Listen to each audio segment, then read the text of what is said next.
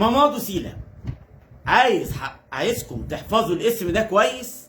اسم لاعب في دوري المحترفين او دوري الدرجة الثانية. ايه اللي حصل؟ اللاعب ده معاه جوازين سفر طبعا مزورين، لكن فين اتحاد الكرة؟ لا حس ولا خبر. طب ايه اللي حصل؟ احكي لكم باختصار اللي حصل. اللاعب ده كان بيلعب في نادي كهربة الاسماعيلية، ونادي كهربة الاسماعيلية صعد لمباراة فاصلة مع فريق منتخب السويس للصعود للدوري. طيب في لاعب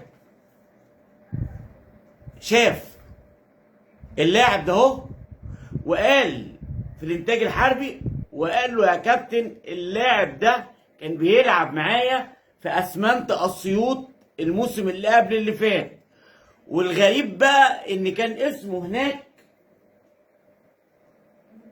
مامادو سيلا، لكن اسمه دلوقتي محمد سيلا.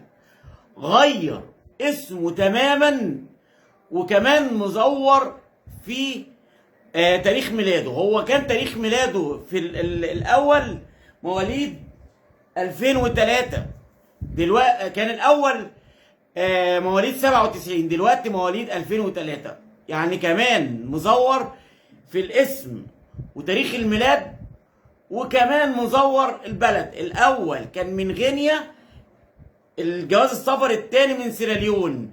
مباراة نادي الزمالك ونادي البنك الاهلي، وفاز نادي الزمالك بهدف سجله زيزو بضربة جزاء عملها محمد عبد الغني لاعب نادي الزمالك السابق، وفاز الزمالك ب3 نقاط في صراع الدوري الممتاز. وهتتحدد برضه بعد نتائج المباريات الثانيه، هتتحدد ترتيب الدوري، خصوصا النادي الاهلي امبارح فاز بمباراته من المؤجلات مع درويش الكره المصريه نادي الاسماعيلي بهدفين لبيرسي تاو بالتخصص في نادي الاسماعيلي، ليصبح بيرسي تاو احرز 6 اهداف بالتمام والكمال في نادي الاسماعيلي. وايضا اللاعب المجتهد اللي من اهم لعيبه الدوري المصري هذا الموسم امام عاشور.